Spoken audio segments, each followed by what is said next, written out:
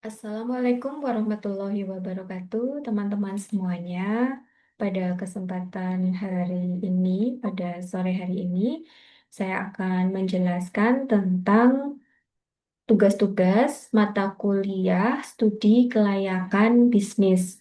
Di sini nanti teman-teman akan mengisi satu modul yang akan diberikan kepada teman-teman semuanya yang harus dikerjakan sehingga nanti di sini teman-teman bisa menyelesaikan tugasnya di satu semester pada mata kuliah studi kelayakan bisnis. Tugas ini tidak harus selesai keseluruhannya pada saat tengah semester ini, tetapi dikerjakan untuk satu semester.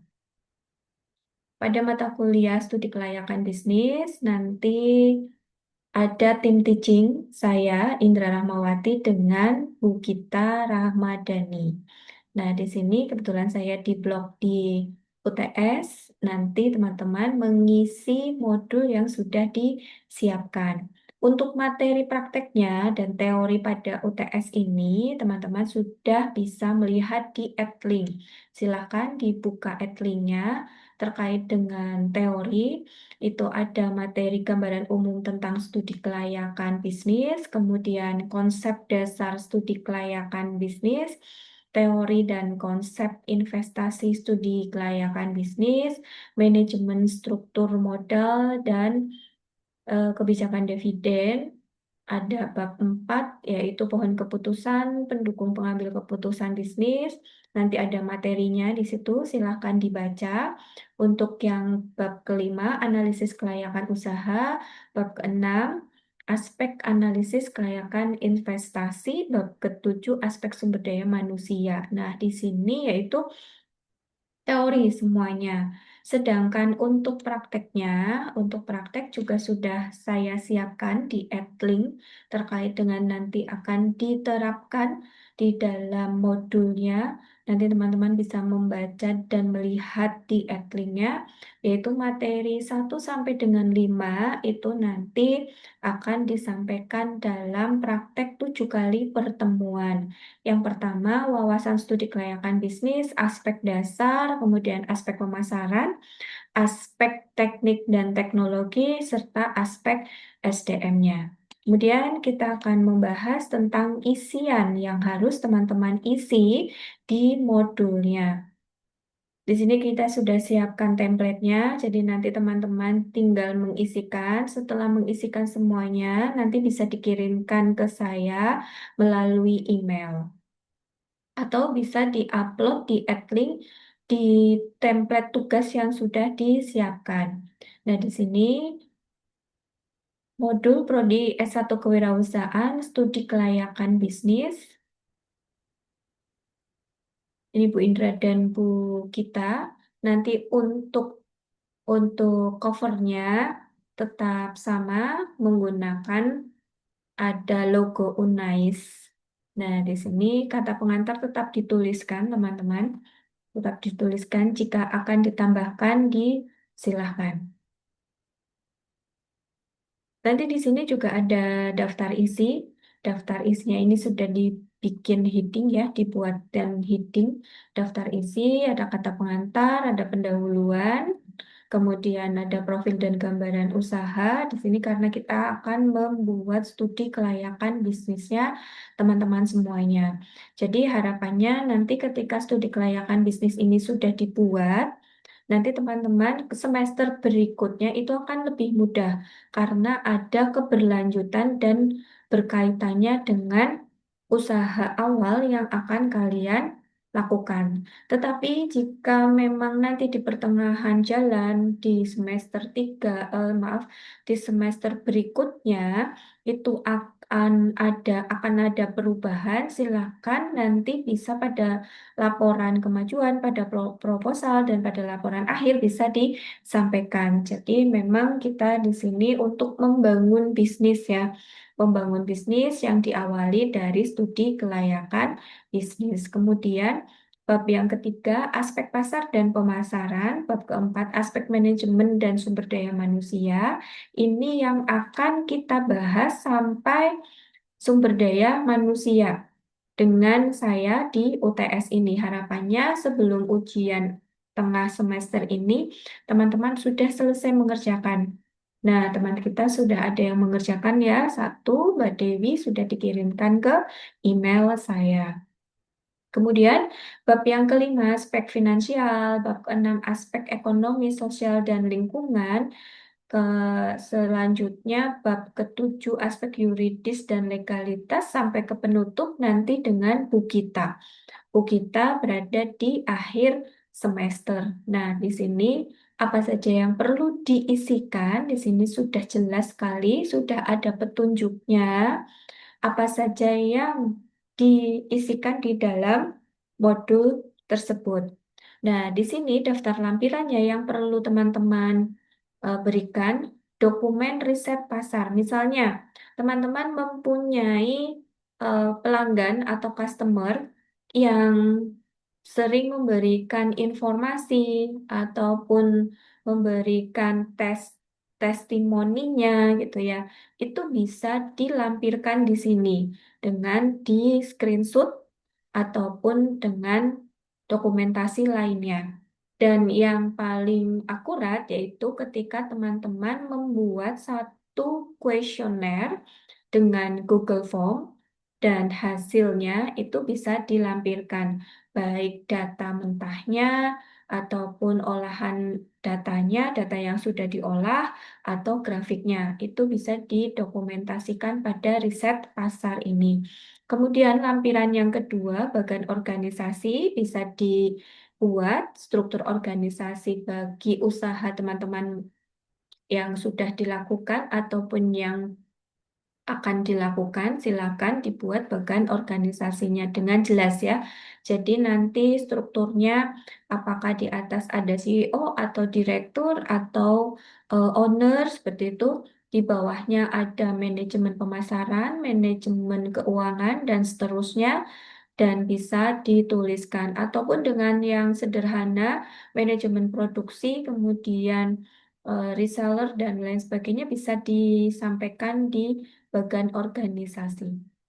Kemudian yang ketiga, foto produk atau prototype. Di sini harapan kami, foto produk yang sudah dilakukan atau dijual oleh teman-teman semuanya, di sini bisa dicontohkan dan atau di sini prototype di sini mungkin akan teman-teman itu launching gitu ya, yang akan dijual. Kemudian lampiran yang keempat, tabel perhitungan keuangan itu secara detail. Maksudnya mungkin di sini yang keuangan yang bisa di-share. Ketika ini keuangannya merupakan keuangan yang eh, tidak boleh diketahui oleh umum, silakan di-skip, tetapi paling tidak tabel perhitungan keuangan yang secara umum ini bisa di-sharekan di dalam lampiran modul studi kelayakan bisnis. Nah, di sini teman-teman nanti terkait dengan keuangan, aspek keuangan di bagian UAS ya. Kalau di UTS ini ada bab 1, di sini sudah diberikan keterangan latar belakang pada bagian ini, mahasiswa harus menjelaskan alasan mendasar mengapa ide bisnis tersebut dipilih. Fokuskan pada fenomena atau masalah yang ada di pasar. Jadi ketika teman-teman mempunyai usaha, fokus pada usahanya teman-teman, namun yang betul terjadi di kehidupan yang nyata. Di sini sudah dijelaskan kondisi idealnya, gambarkan potensi pasarnya seperti apa, kemudian masalah atau gapnya, jelaskan kebutuhan konsumen terkait dengan usahanya teman-teman semuanya. Kemudian di sini berikan solusinya. Solusinya di sini berarti kehadiran usahanya teman-teman itu yang akan memberikan solusi. Yang selanjutnya yaitu rumusan masalah. Rumusan masalahnya ini berisi pertanyaan-pertanyaan ya. kunci yang akan dijawab melalui proses studi kelayakan ini mencakup aspek-aspek utama dari studi kelayakan bisnis ini. Ini di sini contohnya nih, bagaimana potensi pasar dan segmentasi konsumen untuk bisnis ini. Kalau mau mengikuti contoh ini juga tidak masalah, silakan teman-teman bisa mengkreasikan. Kemudian yang kedua yaitu bagaimana bisnis ditinjau dari aspek teknis dan operasional. Apakah secara finansial bisnis ini menguntungkan dan layak untuk dijalankan dalam jangka panjang? Di sini berusaha untuk meyakinkan para pembaca, terutama mungkin nanti investor ataupun nanti pihak eksternal yang membutuhkan itu semuanya, kata-kata semuanya di sini diharapkan itu real, bisa meyakinkan pembacanya. Kemudian tujuan studi kelayakan di sini juga sudah dituliskan tujuan umum dan tujuan khususnya. Kemudian manfaat bab 1 ini sampai ke 5. Manfaat, manfaat penelitian di sini juga sudah dijelaskan bagi mahasiswa, bagi investor, bagi masyarakat. Harapannya di sini mungkin akan ke depannya usahanya teman-teman itu kan akan berkembang. Kemudian mungkin membutuhkan kerjasama dengan investor atau kerjasama dengan perbankan atau lembaga keuangan lainnya itu bisa menjadi manfaat penelitian ini dimasukkan. Kemudian, metode pengumpulan datanya. Metode pengumpulan data di sini diharapkan teman-teman menjelaskan cara yang lebih mudah gitu ya. Dan di sini kan ada observasi, ada wawancara, ada kuesioner, studi pustaka, silakan masukkan. Kalau untuk studi pustaka jelas karena kita di akademisi paling tidak ada sumber jurnal yang kita baca, ada sumber data yang kita masukkan ke dalam modul ini.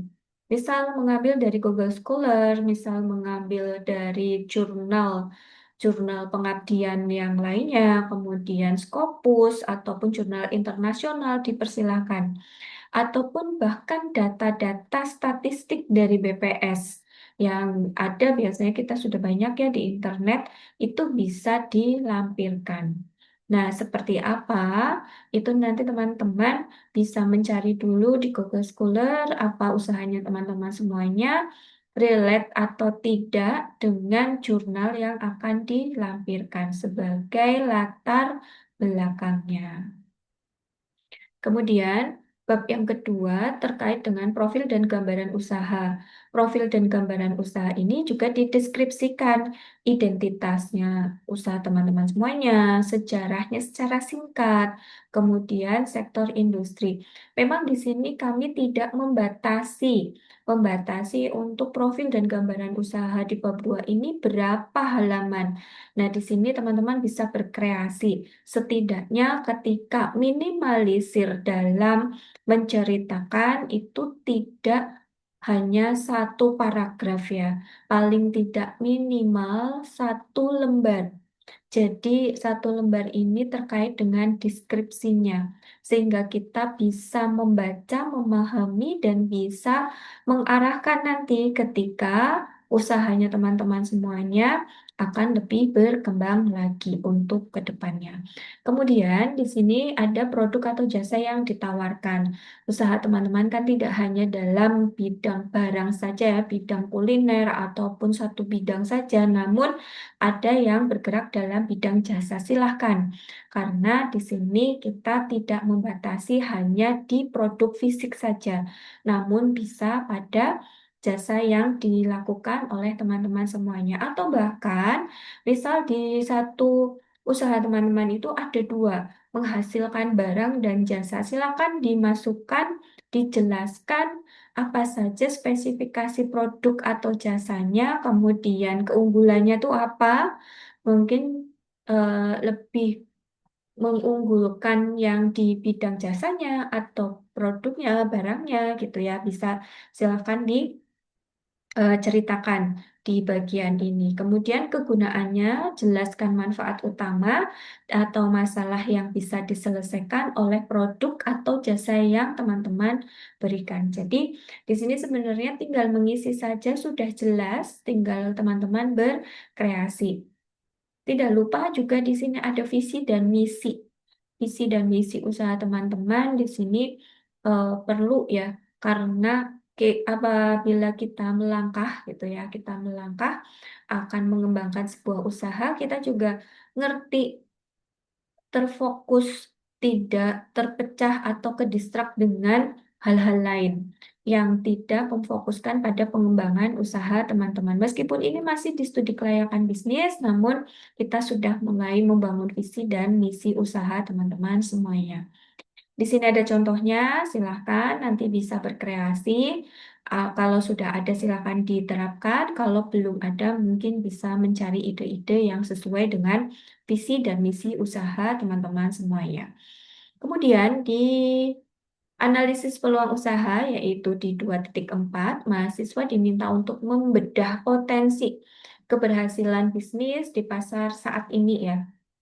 Gunakan pendekatan yang sederhana, potensi pasarnya bagaimana, analisis persaingannya juga seperti apa, kekuatan internal juga mungkin seperti apa. Silakan kalau mau menambahkan SWOT juga diperbolehkan. Selanjutnya, bab ketiga yaitu aspek pasar dan pemasaran. Di sini analisis permintaan pasar, mahasiswa diminta untuk membedah seberapa besar gitu ya. Artian membedah itu bukan seperti dokter bedah, tetapi itu lebih menjelaskan lebih dalam seberapa besar kebutuhan masyarakat terhadap produk atau jasa teman-teman semuanya. Jadi kita bisa melihat, bisa membaca, meskipun nanti pada pelaksanaannya mungkin teman-teman eh, mendapat bantuan dari orang lain, kemudian pelaksanaan pengerjaan dalam modul ini menggunakan AI, namun apa yang menjadi tujuan dan produk atau jasa teman-teman itu jelas.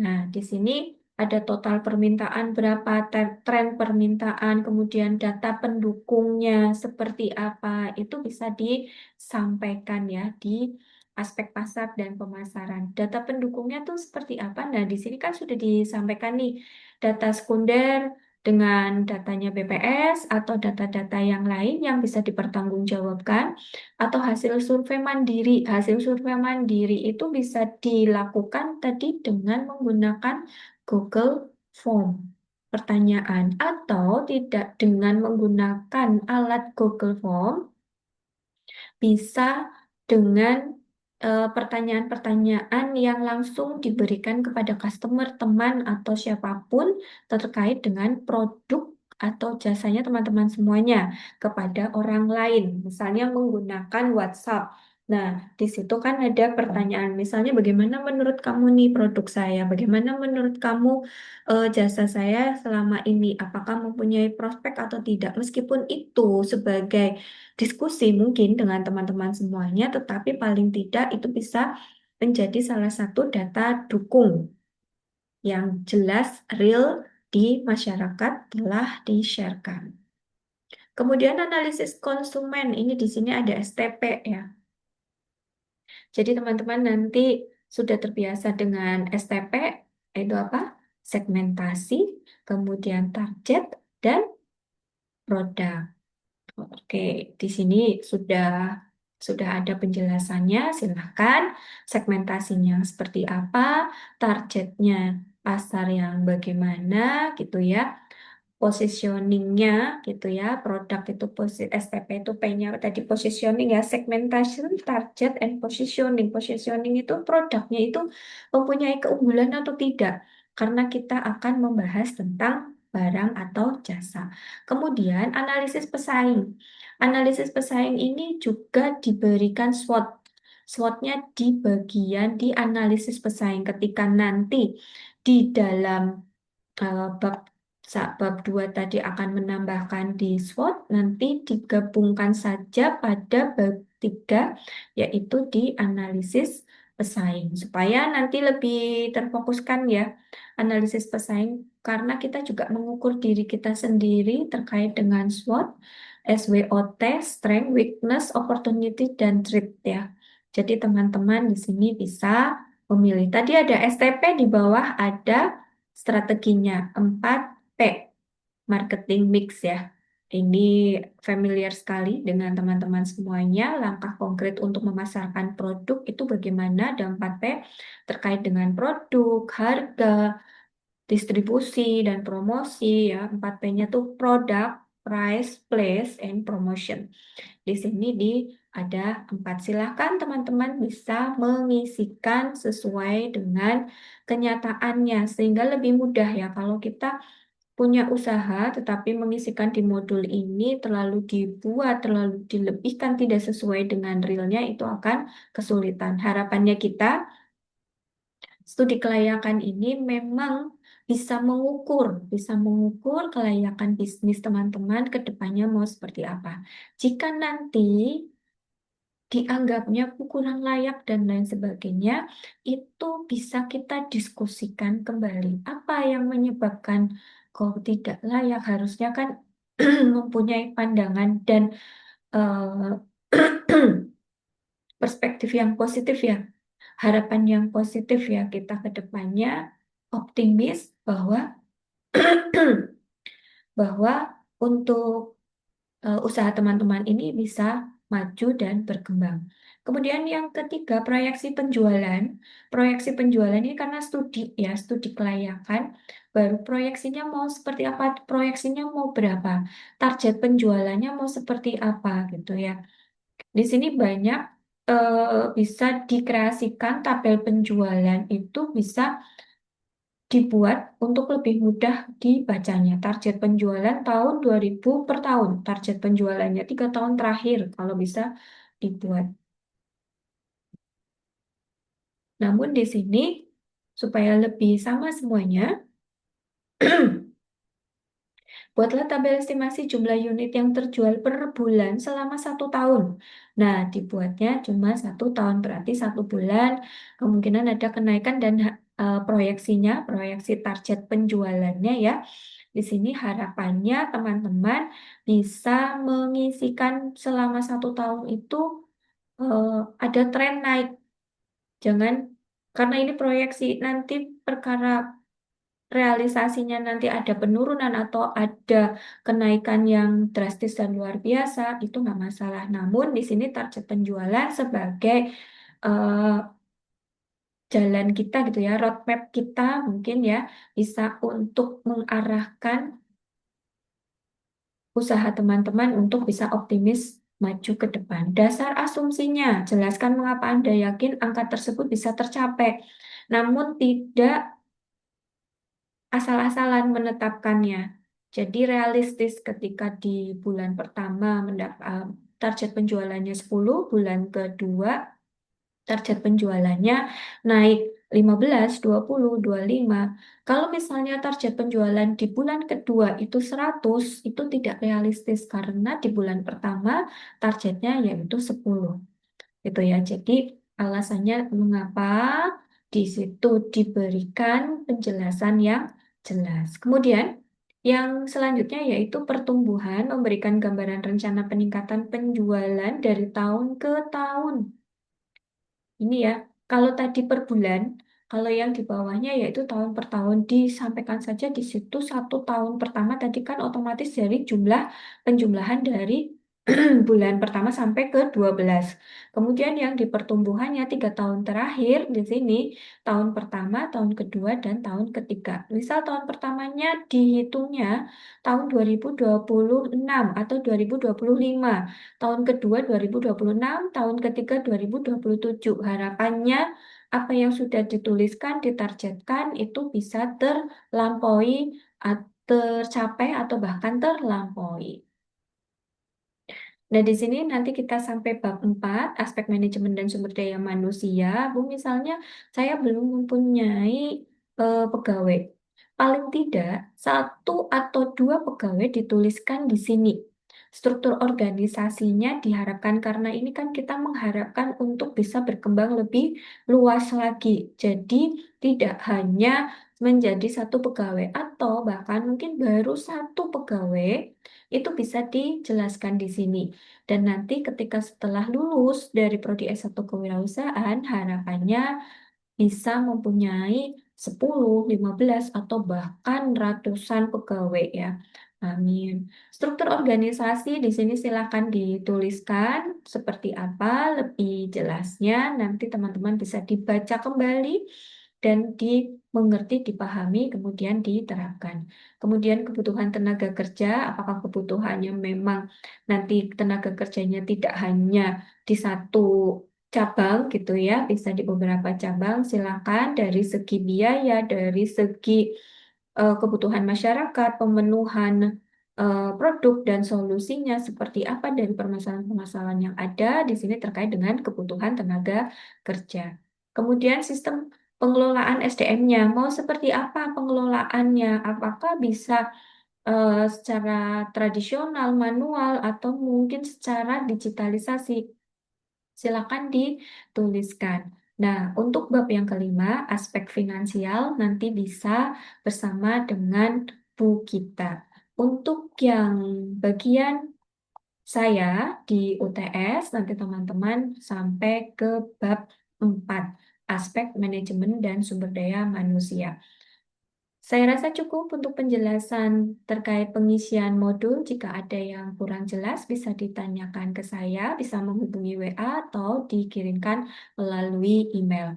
Terima kasih atas perhatiannya. Semoga apa yang disampaikan di sini bisa bermanfaat untuk diri sendiri dan orang lain. Saya akhiri. Wassalamualaikum warahmatullahi wabarakatuh.